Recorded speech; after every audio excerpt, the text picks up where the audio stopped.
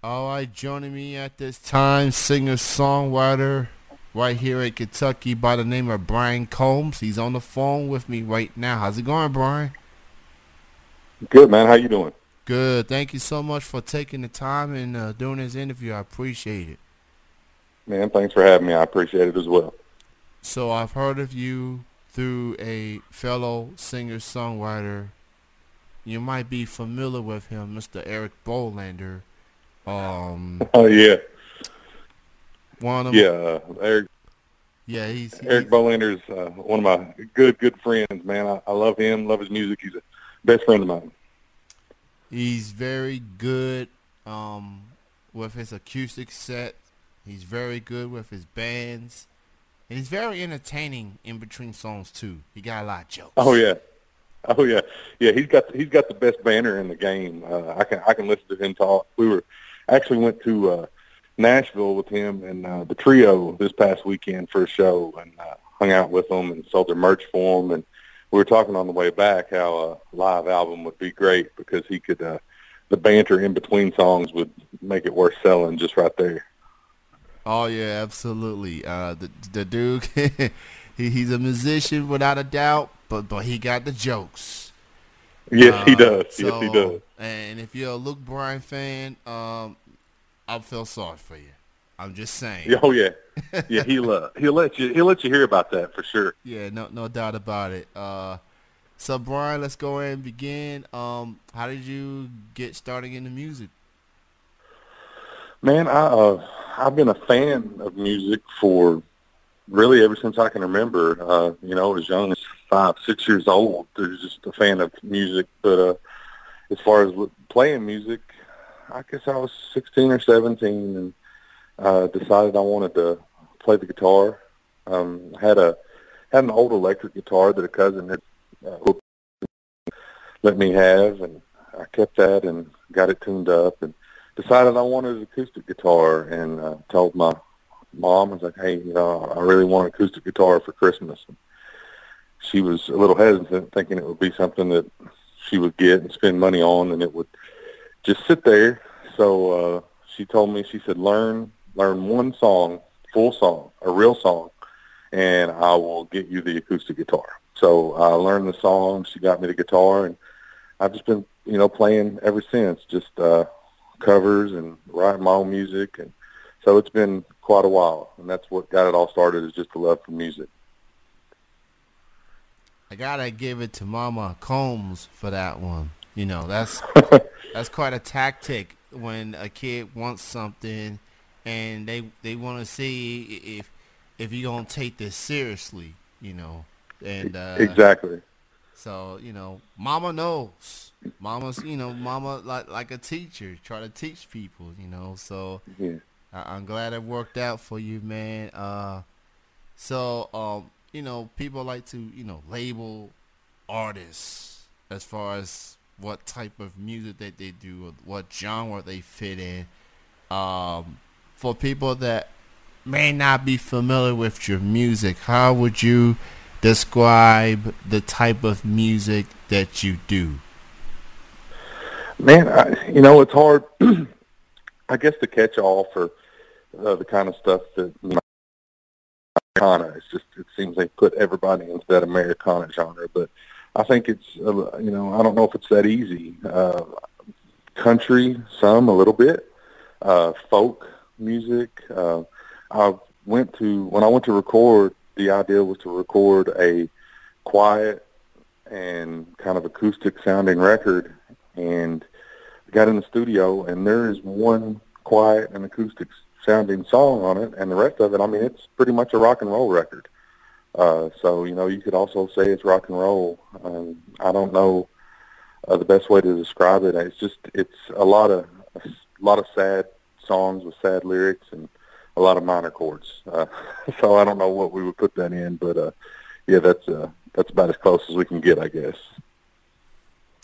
I feel the Americana side to it. I've been listening to Americana music since I started supporting local music. Now it's 4 years ago, and Americana genre is becoming quite the thing that I've noticed here in Kentucky. It There's, is. there's the rock scene, there's hip hop, there's country, obviously. There's some bluegrass here and there, but I noticed a lot of Americana type of artists out here in Kentucky. So I appreciate it. I like it. It's got my head nodding. I like the storytelling aspect. And artists do the acoustic sets and talk about the process of writing songs and things like that. So I like those type of shows when you really get an understanding from these artists and the whole songwriting aspect to it. It's pretty intriguing. Pretty It intriguing. is. It is. Yeah. Just to, that's me. I played music forever, but I was a fan of a lot of these local guys. I would go and see them and go and listen to them. They kind of found out that I played too, and I played them some of my songs. They're like, "Man, you should do this more." I still don't do it a whole lot, but I did decide to go ahead and record, put it out there, and do stuff like that. And I do love that aspect of it, of up close, and it lets you feel something. And like you said, you can, there's a lot of songs that are just, the music's great, and you can just nod your head a little bit. So it's a good scene around here. It's a family of musicians around here, and I think, I'm not into these other scenes, but I'm sure it's like that with, the local hip hop or the local, bluegrass or, local whatever. I think, if you dig deep, and you're going to find some really talented people that you're not hearing on the radio, and I think that's kind of what we got going in Lexington. It's a really good place to be for music. So, with the local music scene, I blame my job as the reason why I started to support local music.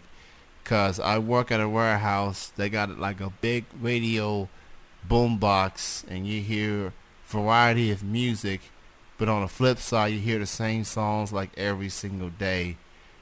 And Yes. then when I moved to Lexington, I said to myself, you know what, I'm gonna give this local music scene a shot.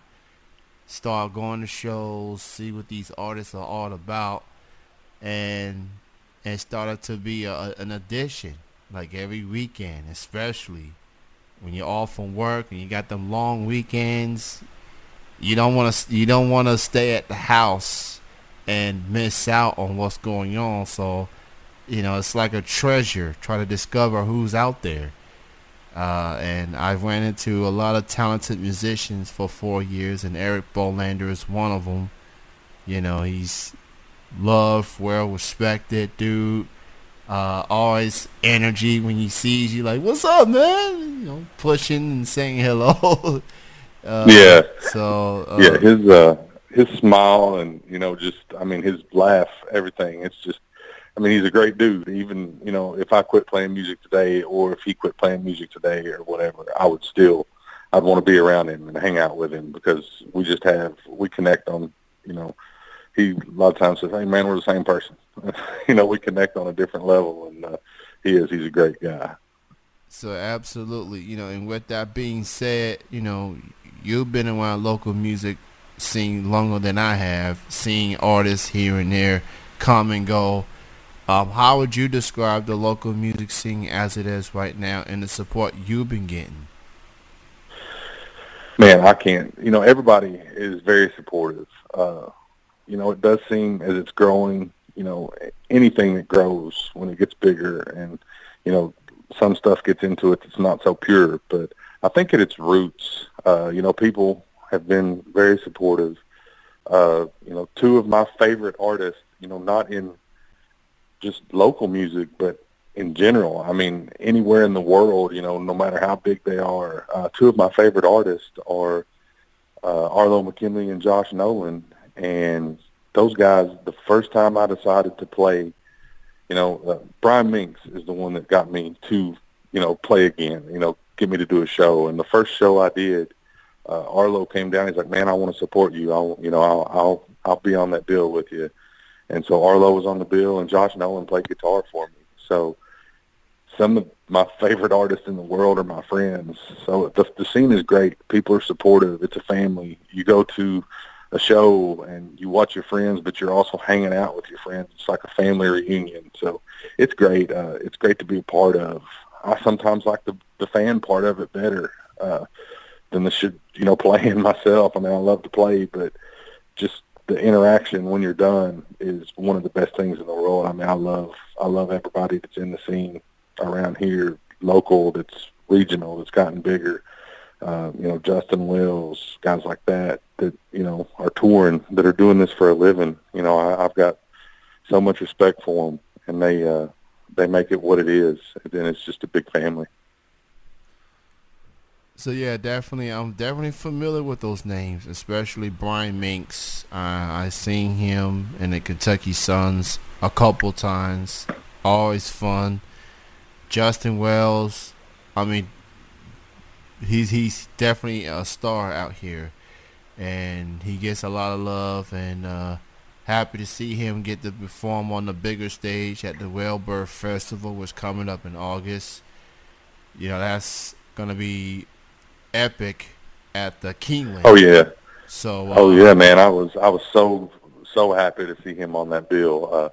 That's a heavy hitter lineup, and Justin's there on it, and he deserves to be. He's worked as hard as anybody, and great songwriter, powerful voice, just a powerful presence.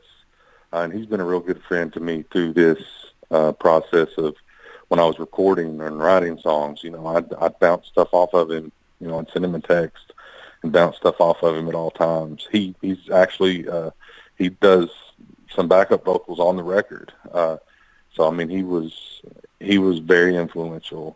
Him and I can't without mentioning Derek Spencer, who's also a good friend of mine and Bolanders, and he just put out a great EP. And I talk to him all the time about songwriting. Doc Feldman, we were talking about songwriting last night. So there's just all these guys that are just amazing. They're great to be around, and I'm lucky to have them as friends and be able to just go listen to them play. Shout out to Derek Spencer, also a good dude. Just so many talented individuals out here, and it definitely like you brought up earlier, the interaction with the artists and the listeners in between shows and intermissions and stuff like that. That's got to be a good thing when someone goes up to you and like, hey man, I enjoy your music, I enjoy your set. Definitely connect with somebody. That's the beauty of music. It connects people. It can help. Amen, man. Yeah. Trying times. Yeah, for sure. That's what music's all about, and especially people that some people listen to music. They like music. They turn it on in the car or whatever. But there's a lot of people that their world just kind of music is a lifeline, and I find myself being friends with a lot of those guys, and I'm blessed to be around them.